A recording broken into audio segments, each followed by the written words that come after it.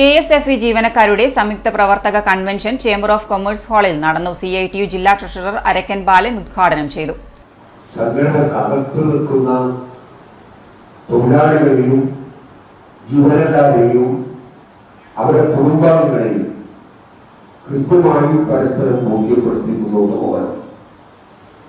അതിനൊരു ലക്ഷ്യം വെച്ച് സമയബന്ധിതമായി ഒരു പ്രവർത്തനം നിങ്ങൾ ഏറ്റെടുക്കേണ്ടതായിട്ടുണ്ട്.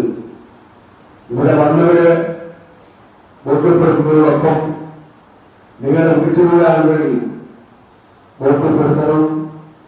ഇവിടെ വരാത്തവരെ നേരിട്ട് കണ്ട് ബോധ്യപ്പെടുത്താൻ നമുക്ക് സാധിക്കണം. അങ്ങനെ ഒരു സംഘടനാ പ്രവർത്തനം നിർവഹിച്ചാൽ മാത്രമേ തദ്ദേശ സ്വയംഭരണ സ്ഥാപനത്തിൽ നാം കണ്ടതുപോലുള്ള പ്രയാസമില്ലാതെ നമുക്ക് മുന്നോട്ട് പോകാൻ കഴിയുള്ളൂ.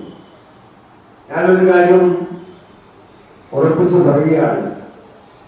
വൻകിട കോർപ്പറേറ്റുകാരുടെ നിയന്ത്രണത്തിലാണ്, അവരുടെ സംരക്ഷണയിലാണ് നമ്മുടെ രാജ്യം ഭരിക്കുന്ന മോഡി ഗവൺമെന്റ് മുന്നോട്ട് പോകുന്നത്.